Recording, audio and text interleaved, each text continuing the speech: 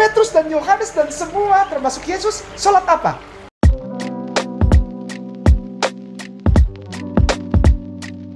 Assalamualaikum, selamat datang kembali di channel ini. Balik lagi dengan saya Luis Prasetyo di sini, guys. Kita akan bahas kali ini tentang klaim lagi yang disampaikan oleh Pak Kainama. Seperti biasa, dia seneng banget ngeklaim hal-hal yang kayak gini, guys. Nah, apalagi klaimnya? Klaimnya adalah katanya Petrus dan juga Yohanes, mereka itu ternyata sholat azhar seperti yang diajarkan oleh Yesus Kristus. Nah, ini yang buat saya heran. Ngapain ngebet banget Yesus itu ngajarin sholat, cobalah. Ya, tapi bagaimanapun juga ya itulah cara mereka berpikir. Ya, kita akan luruskan aja hari ini. Benarkah Yesus ngajarin sholat azhar, guys? Mari kita langsung bahas saja. Kisah Para Rasul 3 ayat 1 dikatakan, pada jam 3, nanti baca bahasa Indonesianya. Pada jam 3, Petrus dan Yohanes, murid kesayangan Nabi Isa alaihissalam atau Hawariyin, yang disebut dalam bahasa kekristenan 12 disciples atau 12 murid. Petrus atau Kefa, bahasa aslinya artinya batu karang, tempat berdirinya rumah ibadah pengikut Yesus. Kefa, batu karang. Peter, Petra, Petrus, itu pada jam seperti ini. Jam 3, silakan buka. Kisah Para Rasul 3 ayat 1. Kisah Para Rasul 3 ayat 1. Jam 3 Petrus dan Yohanes menjalankan ajaran utama Yesus. Apa? Sholat. Di Alkitab tulis jam 3. Berarti Petrus dan Yohanes dan semua termasuk Yesus sholat apa? Beliau sholat asar. Karena pada saat itu Rasulullah belum lahir dan belum terjadi Isra dan Mi'raj. Jadi ayat yang dikutip adalah dari Kisah Para Rasul 3 ayat 1 ya. Now Peter and John went up together into the temple at the hour of prayer, being the 9th hour. Nah, ini perhatikan di sini ya. Hour of prayer, waktu-waktu untuk berdoa. Jadi ini sebenarnya kalau kita menunjuk ke dalam ayat aslinya yang dikutip Pak Kainama, sebenarnya nggak ada sama sekali dikatakan di situ bahwa mereka, Petrus, Yohanes ini sholat azhar. Nggak ada sama sekali. Disampaikan hanya waktu berdoa. Mari kita lihat dalam bahasa Indonesianya. Dalam bahasa Indonesianya ya, dalam Kisah Para Rasul 3 ayat 1, pada suatu hari menjelang waktu sembahyang, yaitu pukul 3 petang, naiklah Petrus dan Yohanes ke bait Allah.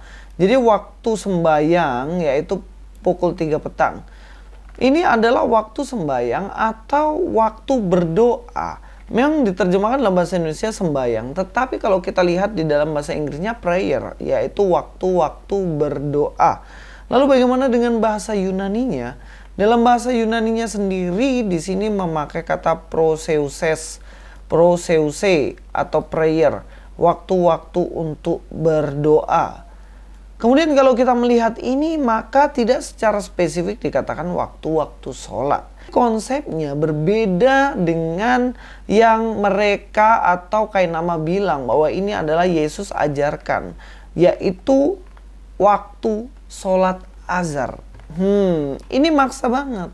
Sebab gini, tidak ada statement dikatakan di situ sholat azhar. Ada nggak? Adakah Yesus menyampaikan itu dalam ayat ini? Jelas enggak. Yang kedua, pada waktu Kisah Para Rasul ini kita jelas tahu bahwa Yesus sudah naik ke surga. Dia tidak sedang bersama-sama dengan Petrus dan Yohanes. Lalu adakah sepanjang hidup Yesus mengatakan silakan sholat azhar? Nggak ada kan? Nah, inilah yang saya bilang, orang kalau suka cocokmologi dan gatokmologi jadinya kayak gini. Dan inilah ilmunya Pak Kainama. Kita langsung aja lihat bagian berikutnya. Proseuse ini sendiri kita sudah tahu artinya adalah prayer atau waktu-waktu doa. Bahkan dipakai juga place of prayer, tempat untuk berdoa, chapel. Nah, dalam Markus 9 ayat 29 sendiri ya, jawabnya kepada mereka, jenis ini tidak dapat diusir kecuali dengan berdoa. Apakah di sini mengindikasikan adanya sholat? Nggak juga kan? Bahkan dikatakan ini berdoa. Berdoa belum tentu sholat seperti yang dilakukan oleh orang Islam, sujud dan lain-lain. Enggak. Bahkan kita tahu sendiri, berdoa bahkan bisa langsung kepada Tuhan tanpa melakukan aturan-aturan A, B, C, D, E. Yesus sendiri ketika ketemu perempuan Samaria, dia mengatakan, sekarang engkau berdoa di gunung-gunung. Orang Yahudi berdoa di Yerusalem, tapi saatnya tiba engkau akan menyembah dalam roh dan kebenaran. Jadi itu yang maksudnya tidak terbatas pada satu waktu tertentu dan satu tempat tertentu. Jadi ini penting untuk kita pahami. Selanjutnya, di dalam perjanjian lama sendiri, dalam Yesaya 56 ayat 7, itu juga sudah keluar kata proseuses. Proseuses. Apa terjemahannya sini? Mereka akan kubawa ke gunungku yang kudus dan akan kuberi kesukaan di rumah doaku. Perhatikan, di rumah doaku. Dan bahkan di sini disebut, aku akan berkenan kepada kurban-kurban bakaran dan kurban-kurban sembelihan mereka yang dipersembahkan di atas mezbahku. Sebab rumahku akan disebut rumah doa bagi segala bangsa. Kalau kita melihat di sini berarti rumahku adalah rumah doa bagi segala bangsa. Jadi ini kita bisa lihat bagaimana tempat untuk berdoa bahkan memakai kata proseuses. Jadi nggak usah diklaim kemudian dibilang, oh ini ternyata Yesus ajarkan yang namanya sholat. Sekarang saya tanya sendiri, adakah Yesus melakukan sholat seperti yang dilakukan oleh orang Islam saat ini? Kan nggak juga. Bahkan ketika Yesus doa di kayu salib, dia nggak sempat juga untuk sujud. Dia berdoa aja, Bapa ampuni sebab mereka tidak tahu apa yang mereka lakukan. Sebenarnya memang yang dimaksud dalam kitab Kisah Para Rasul ini yaitu waktu untuk berdoa. Waktu-waktu berdoa. Ya memang kebetulan di situ dikatakan jam 3 ya guys ya. Tapi apakah semua orang yang berdoa di jam 3 berarti itu sholat azhar? Ya enggak juga. Sekarang pertanyaannya, kalau misalnya orang Hindu, orang Buddha, dia berdoa pas jam 3, apakah mereka sholat azhar?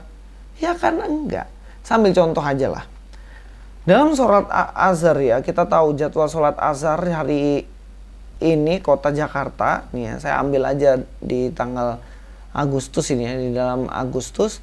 Dimana di sini Senin 1 Agustus aja azharnya 15.24. Dan juga kita tahu perbedaan nih, di 4 Agustus 15.23. Dan seterusnya. Dan berbeda-beda, intinya jam setengah 4, jam 3 itu sholat azhar. Nah sekarang kita akan lihat apakah di agama lain ada yang ibadah, berdoa, sembahyang jam segini. Saya ambil dari Iman Katolik ya. Media Informasi Sarana KTKC, ini Katolik punya, jadwal misa Keuskupan Agung Jakarta. Dikatakan di sini jam 17.30. Jam 17.30, jam 6, jam 8, 17.30. Bahkan ini ada nih. Harian 15.45, ini jadwal misa nih, Selasa sampai Sabtu. Apakah ini disebut sebagai sholat azhar? Ya kan enggak, ini namanya misa nih. Pademangan Santo Alfonsus Rodriguez nih. Apakah Sabtu sore jam 6 ini disebut sholat maghrib? Apakah ini bisa dikatakan mereka adalah Islam juga? Kan enggak. Karena mereka Katolik, memang kebetulan ibadahnya jam setengah 4 dan juga jam 6 sore. Dan tidak ada kaitan sama sekali dengan sholat yang diimani oleh orang Islam. Jadi pakai nama kalau ngeklaim, Mbok Yo mikir gitu. Banyak banget yang Anda sudah klaim yang tak mendasar. Kalau teman-teman tahu sendiri sebenarnya di Suriah, di Yahudi Ortodoks, semuanya itu mereka sudah melakukan sholat bahkan sebelum Islam ada. Tetapi mereka waktu-waktu berdoanya, itu berdoanya jelas berbeda dengan yang disampaikan oleh orang-orang Islam. Karena apa? Jelas Kristen Ortodoks mengakui bahwa Yesus adalah Tuhan dan Juru Selamat mereka. Dan inilah yang membedakan dengan Islam, yang mana mereka sholat tetapi tidak percaya bahwa Yesus adalah Tuhan dan Juru Selamat. Paham kan sampai sini? Ini adalah foto atau gambar umat Kristen Ortodoks Suriah dan ini adalah Ortodoks Yahudi. Dan sebenarnya mereka memiliki jadwal sholat ya, salat saat awal, salat jam pertama kira-kira pukul 6. Disebut juga salat subuh dalam gereja Suriah atau salat bakir, salat bangun tidur dalam gereja Koptik, dalam gereja Barat Katolik sebut Laudes Matutinae, pujian pagi. Nah ini sholat yang mereka lakukan 7 waktu malahan. Dan ini katakan salat saat astasilsah, yaitu hora tertia, kira-kira pukul 9, jam 9. Kita perhatikan ya, jam 6, jam 9 mereka melakukan sholat. Sholat saat asadisah, Hora Sixta, salat jam ke-6 yang bertepatan pada jam 12 siang. Salat saat atasiyah, Hora Nona, salat jam ke-9 kira-kira pukul 3 petang menurut hitungan modern. Nah, jam 3. Tapi ini apakah namanya salat azhar seperti yang disampaikan oleh orang Islam? Beda. Ini namanya salat saat atasiyah, jam 3. Dan inilah jam-jam doa orang Ortodoks. Bahkan di sini juga ada salat saat al-ghurub. Dalam gereja Katolik disebut dengan Vespers, ibadah sore senja maghrib, waktunya bersamaan dengan terbenamnya matahari, kira-kira pukul 6 petang. Ada salat al-Naum. Salat al-Naum saat berangkat tidur, gereja Katolik menyebut salat ini vigil, vigilae, tirakatan.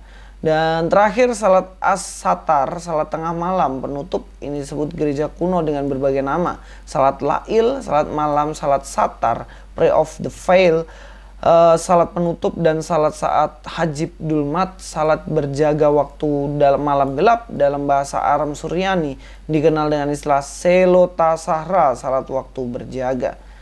Jadi inilah waktu-waktu salat orang Ortodoks Katolik, dan mereka itu percaya kepada Yesus sebagai Tuhan dan Juru Selamat, sama seperti Petrus Yohanes, yang mana Petrus pernah mengatakan bahwa Yesus adalah anak Allah yang hidup, yaitu dia sendiri adalah Allah. Dan ini diamini oleh Yesus, dan memang benar bahwa Yesus adalah anak Allah, dia adalah juru selamat, dan dia adalah Tuhan.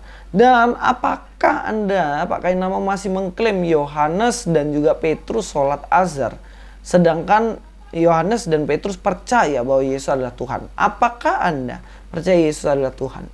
Coba dibacalah ayat Kisah Para Rasul full. Di situ Anda akan tahu bahwa murid-murid Yesus percaya bahwa Yesus adalah Tuhan.